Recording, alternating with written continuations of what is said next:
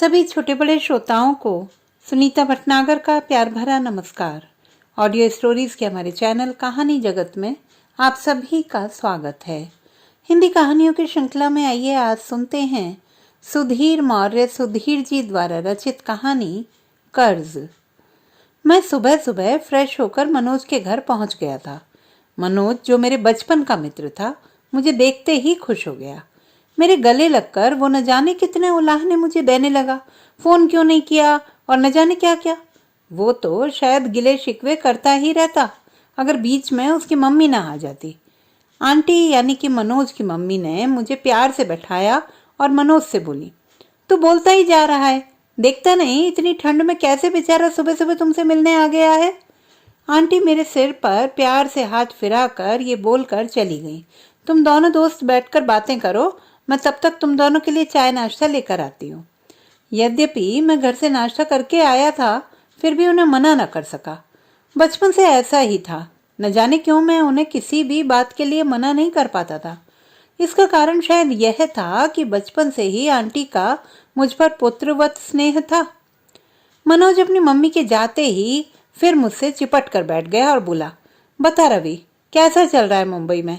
Job कैसा है? किसी लड़की से दोस्ती हुई या अभी तक ऐसा ही है?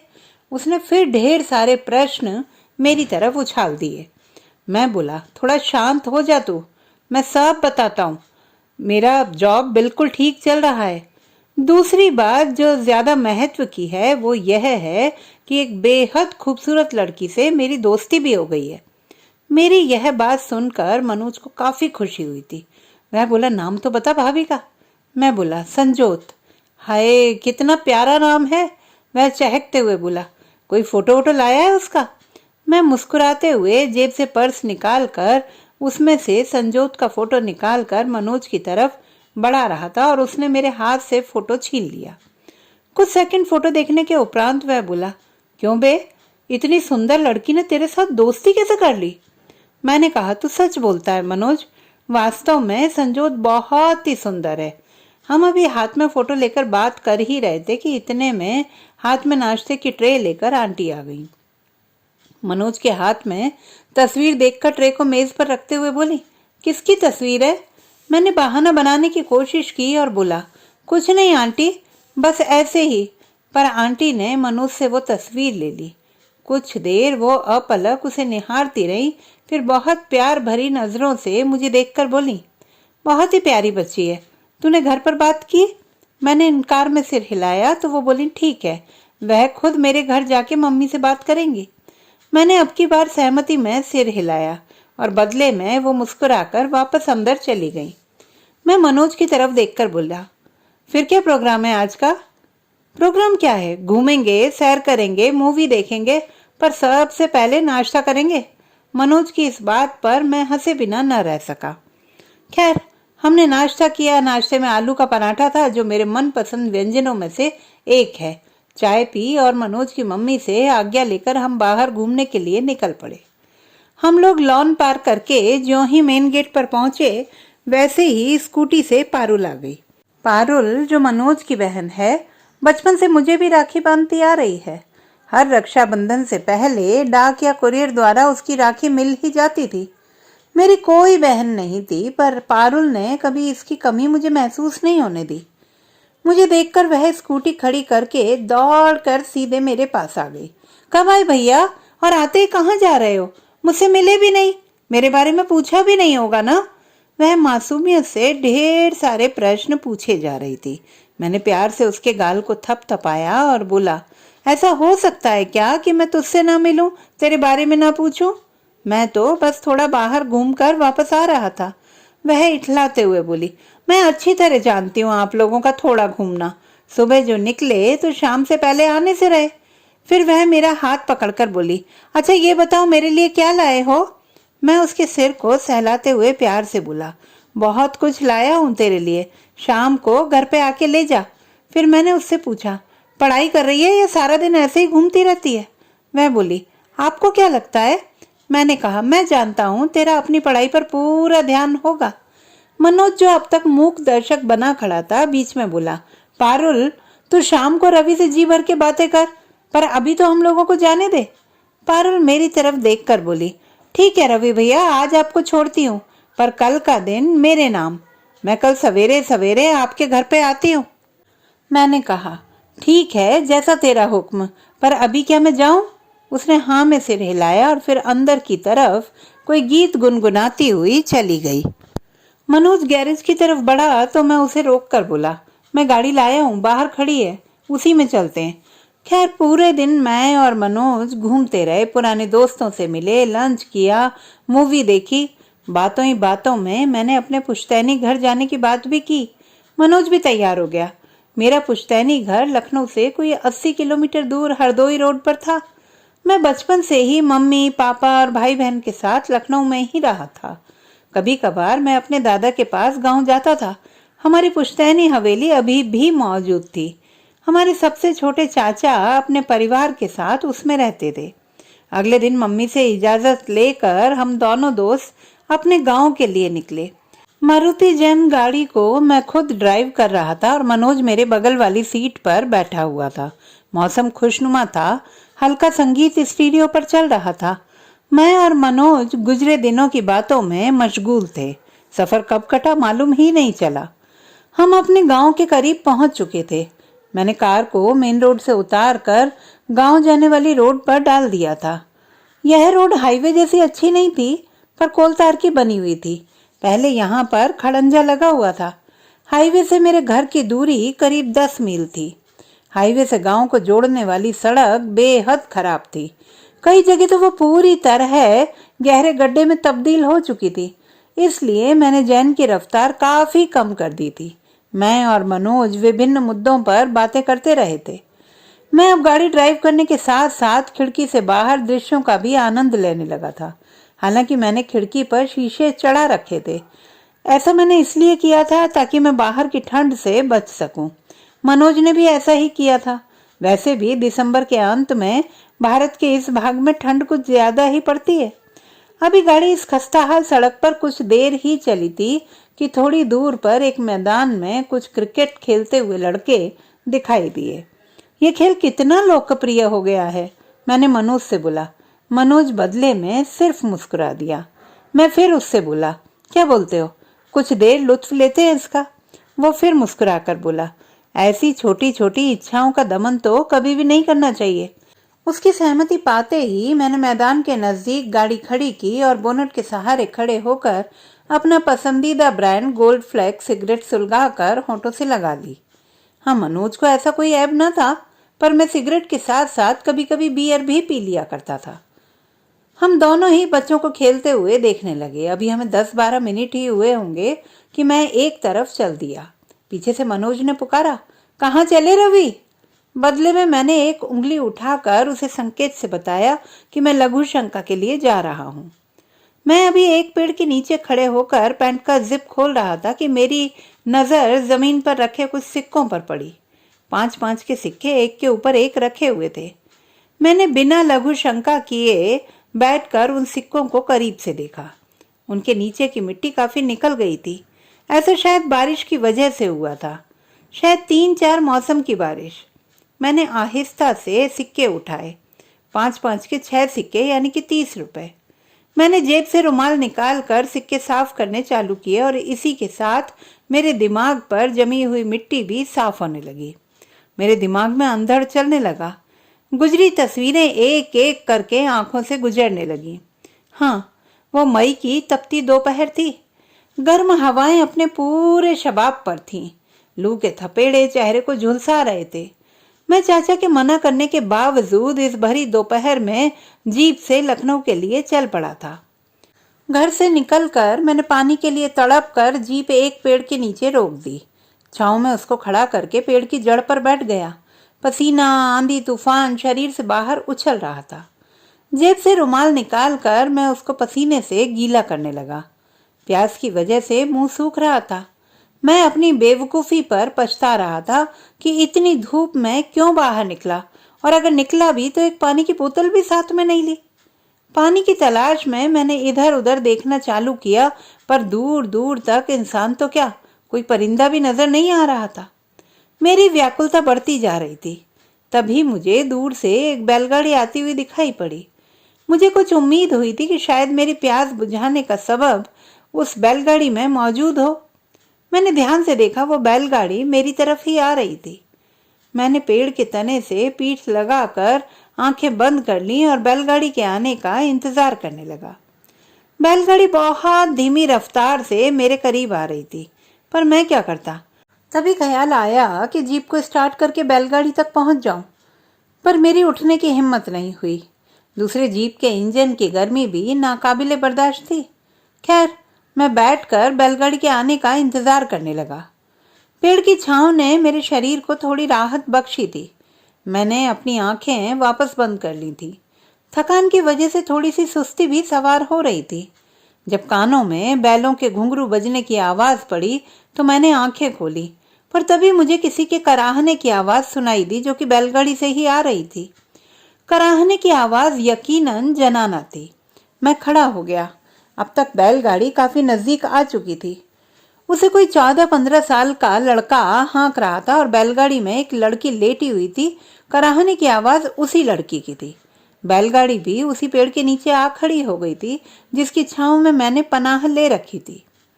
मैं उठकर बैलगाड़ी के पास जा पाता उससे पहले ही बैलगाड़ी हाँकने वाला लड़का गाड़ी से उतरकर भागकर मेरे पास आ गया। मैं उठकर खड़ा हो गया था। लड़का मेरे पैरों से लिपट गया था।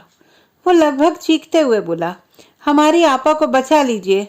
मैं लड़के के अपने पांव पर गिरने से परेशान हो गया था। उसे उठाकर खड़ा किया और बैलगाड़ी की तरफ लपका। करीब पहुंचकर देखा तो बैलगाड़ी में एक जूट की बोरी बिछी हुई थी और उस पर बेहद खूबसूरत 16-17 साल की लड़की लेटी हुई थी। लड़के के घबराने के अंदाज से मुझे लगा था कि लड़की बहुत गंभीर रोग से ग्रसित होगी, पर अब मैं संयत हो गया था क्योंकि लड़की की कराहने की वजह और कुछ नहीं, प्रेगनेंसी की पीड़ा थी। लड़की की नजर मुझ पर पड़ी तो उसके चेहरे पर थोड़ी सी हया आ गई। दर्द को जब्त करते हुए उसने अपने पेट पर दुपट्टे को सही किया था। तपता सूरज सीधे उसके ऊपर था और बेदर्दी से उसके हसीन चेहरे को कुम्हला रहा था। उसके होंठ सूख रहे थे। वो दर्द जब्त करने की कोशिश में अपने निचले होंठों को बार बार दांतों के बीच दबा रही थी। मैंने लड़के की तरफ देखा, उसे पास बुलाया और पूछा, यह कौन है, तुम्हारी दीदी? वह बोला, हाँ। कहाँ लेके जा रहे हो? कासिमपुर अस्पताल। वो तो अभी काफी दूर है। बाबूजी, आप अपनी जीप से पहुंचाए देव। उस लड़के ने फिर हाथ जोड़े। मैं बोला, पहले अपनी दीदी को पानी पिलाओ। वह भाग कर गया और बैलगाड़ी के पीछे नीचे की तरफ बंधी हुई बाल्टी खोल लाया। मैंने बाल्टी को देखा तो लड़के के अहमक पानी पे गुस्सा आ गया। रास्ते के गड्ढे और बैलगाड़ी की चाल की मेहरबानी थी कि बाल्टी में मुश्किल से 200 ग्राम पानी बचा था। खैर, मुझे लड़के पर भरोसा नहीं था, इसलिए मैंने बाल्टी खुद ले ली और लड़के से बोला, जरा अपनी दीदी को उठाओ। और इस तरह मैंने उस लड़की को पानी पिलाया। मुझे अफसोस था कि बाल्टी में मेरी प्यास बुझाने को पानी नहीं बचा था, पर पता नहीं क्यों अब मुझे वैसी प्यास नहीं सता रही थी जैसी कुछ देर पहले सता रही थी। खैर, मैंने लड़के की तरफ देखा। मैंने देखा कि उसकी आंखें याचना कर रही हैं। मैंने पूछा, तुम्हारा नाम? वसीम। मैंने अंदर ही अंदर फैसला किया और बैलगाड़ी से लड़की को अपनी बाजुओं में उठा लिया और अपनी कमांडर जीप के बीच वाली सीट पर लिटा दिया। लड़के से बोला, तुम्हारी आपा को मैं अस्पताल पहुंचाए देता हूँ, तू क्या करेगा? वह बोला, घर लौट जाइए। कहाँ है घर? गुलहरिया गांव। खैर, मुझे लगा कि व्यर्थ की देर करना बेकार है, इसलिए मैंने एक नजर लड़की पर डाली और ड्राइविंग सीट पर बैठकर गाड़ी स्टार्ट कर दी और उसे रोड पर लाकर रफ्तार दे दी। लड़की अभी भी कराह रही थी। उसकी प्रेगनेंसी का ख्याल आते ही मैंने गाड़ी की रफ्तार थोड़ी कम कर दी, क्योंकि हाईवे की तुलना में रोड ज्यादा अच्छा नहीं था। मैं बीच बीच में पीछे मुड़कर देखता जाता था। लड़की ने सीट में लगी हुई बेल्ट को पकड़ लिया था। मैं उसको सांत्वना देने के उद्देश्य से बोला, बस थोड़ी ही दूर है अस्पताल। मेरी बात पर वो इतनी पीड़ा के बावजूद मुस्कुरा दी। मैंने हल्की सी रफ्तार और बढ़ा दी थी। कोई 15 मिनट पर मैं अस्पताल के सामने पहुंच गया था। गाड़ी को अहाते में लगाकर मैं उतरा और लड़की से बिना कुछ बोले मैं भागते हुए अस्पताल के अंदर चला गया। अंदर जाकर मुझे बेहद अफसोस हुआ। पूरे अस्पताल में एक वार्ड बॉय के अलावा और कोई न था। वह वार्ड बॉय मुझे डॉक्टर और नर्स के एब्सेंट होने की तफसील समझाने लगा तो मैं उस पर भड़क कर अस्पताल से बाहर आ गया। लड़की को देखकर बोला, नाम क्या है तुम्हारा? वह बोली, परवीन। तुम्हें यह दर्द थोड़ा और जब्त करना होगा क्योंकि यह अस्पताल डॉक्टर और मरीज दोनों से खाली है। वो बोली, फिर? मैं बोला, फिर क्या, लखनऊ चलते हैं। उसने सहमति में सिर हिलाया था और मैंने जीप को अस्पताल से निकालकर लखनऊ जाने वाले हाईवे पर डाल दिया। मेरी जीप इस समय चिकने हाईवे पर हवा से बातें कर रही थी और मुझे परवीन न जाने क्यों अपने भाई की तुलना में बड़ी ज़हीन लग रही थी। खैर, अगले 1 घंटे में ही मैं लखनऊ के चौक इलाके में पहुंच गया था, जहां पर मेरे दोस्त आदित्य के बड़े भाई का नर्सिंग होम था, जहां पर आदित्य के भाई और भाभी दोनों ही बैठते थे और भाभी तो जच्चा बच्चा विशेषज्ञ थी। उनका मुझ पर भी काफी स्नेह था। मैं परवीन को एक बार फिर अपनी बाहों में उठाकर नर्सिंग होम के अंदर आ गया। मुझे सामने ही नम्रता भाभी दिखाई पड़ गई। मैं परवीन को स्ट्रेचर पर लिटाकर लपक कर उनके पास पहुंच गया। वह हैरत से कभी मुझे और कभी परवीन को देख रही थी। वह मेरी खिंचाई चालू करती उससे पहले ही मैंने उन्हें पूरी तफसील समझा दी। बदले में भाभी ने बड़े प्यार से मेरे सिर पर हाथ फिराया था। मैंने परवीन को उनके हवाले कर दिया था और कोई आधे घंटे में उसने खूबसूरत और स्वस्थ लड़के को जन्म दिया था। मैं उसे खिड़की से देखकर घर की तरफ जाने के लिए चल पड़ा। हाँ, मैंने भाभी से ये जरूर बोला था कि उसके डिस्चार्ज के समय मुझे इन्फॉर्म कर दें, साथ ही यह भी रिक्वेस्ट की कि वह उससे कोई पैसा ना ले। अगले दिन शाम को भाभी का फोन आया कि कल सुबह परवीन घर जा सकती है और अगले दिन सुबह मैं नर्सिंग होम पहुंच गया था। भाभी ने उससे कोई पैसा नहीं मांगा था, बल्कि उसे इस बारे में यह बोलकर मुतमईन कर दिया था कि ऐसे काम के लिए उन्हें एक संस्था से बाकायदा हर महीना पैसा मिलता है। मैंने जब भाभी को पैसे देने चाहे तो उन्होंने मुझे बहुत प्यार से डांट दिया था और मैं चुप रह गया था। परवीन इस समय जीप में मेरे बगल में बैठी थी और मैं उसे धीरे धीरे ड्राइव कर रहा था। उसको मैंने ध्यान से देखा। यकीनन वह बहुत खूबसूरत थी और उतना ही खूबसूरत था उसकी गोद में बच्चा। रेस्टोरेंट में मैंने उसे नाश्ता कराया, जिसके लिए वह बहुत मुश्किल से तैयार हुई थी। वहीं पर मुझको उसकी तफसील उसी की जुबानी मालूम हुई। वह बहुत गरीब परिवार से थी। उसका शौहर अहमद रोजगार के सिलसिले में दिल्ली में था। उसकी माँ और सास दोनों ही बेहद बूढ़ी थीं और चलने फिरने से लाचार थीं। ले देकर एक भाई घर पर था। वह जब भी मुझे देखती बहुत ही कृतज्ञ नजरों से देखती। वह 10वीं तक पढ़ी थी और उसमें हर चीज का काफी सलीका था। मेरे बहुत इसरार पर भी उसने बहुत कम खाया था। हाँ, उस दिन जल्दबाजी में उसके पैसे वसीम के पास ही रह गए थे, इसलिए उसने बहुत लज्जा के साथ केवल 20 रुपए मांगे थे, लखनऊ से उसके घर जाने तक का बस का किराया। मैंने उसे केसर बाग बस अड्डे पर उसके गांव की तरफ जाने वाली बस में बिठाकर उसे टिकट लेकर दिया था, जो 20 रुपए का था। मैंने उसे राह खर्च के लिए कुछ रुपए देने चाहे तो उसने सख्ती से मना कर दिया था। फिर न जाने क्यों, शायद अपने बच्चे के बारे में सोचकर उसने केवल 10 रुपए मुझसे लिए थे। मैं उसके बच्चे का माथा सहलाकर बस से उतरने लगा। रवि, 1 मिनट रुको। मैंने पलटकर उसको देखा तो वह बोली, तुम्हारे इस एहसान को क्या नाम दूं? मैं बोला, कुछ एहसान कुछ रिश्ते किसी नाम के मोहताज नहीं होते परवीन। न जाने क्यों मेरे जवाब से उसकी आंखें मुतमईन हो गई थी। वो फिर बोली, पर मैं यह तुम्हारे 30 रुपए वापस कर दूंगी। ये रुपए कर्ज हैं मुझ पर। मैं मजाक के अंदाज में बोला, लेकिन कहाँ? वह बोली, वहीं उस पेड़ के नीचे जहां आप फरिश्तों की तरह मेरे लिए आए थे। मैं मुस्कुराकर बस से उतर पड़ा और बस चल दी। मैं धूल उड़ाती जा रही बस को देखता रहा। हाँ, वह भी खिड़की से सर बाहर निकालकर मुझी को देख रही थी और फिर बस मेरी आंखों से ओझल हो गई। किसी ने मेरे कंधे पर हाथ रखे तो मैं चौंक कर पलटा। वह मनोज था। उसने पूछा, क्या हुआ? हाँ, मैंने उसे उन सिक्कों के बारे में कुछ नहीं बताया था। वह सिक्के मेरे लिए अनमोल थे। मैं उन सिक्कों के बारे में कोई भी मजाक बर्दाश्त नहीं कर सकता था। मैंने उसे टाल दिया था।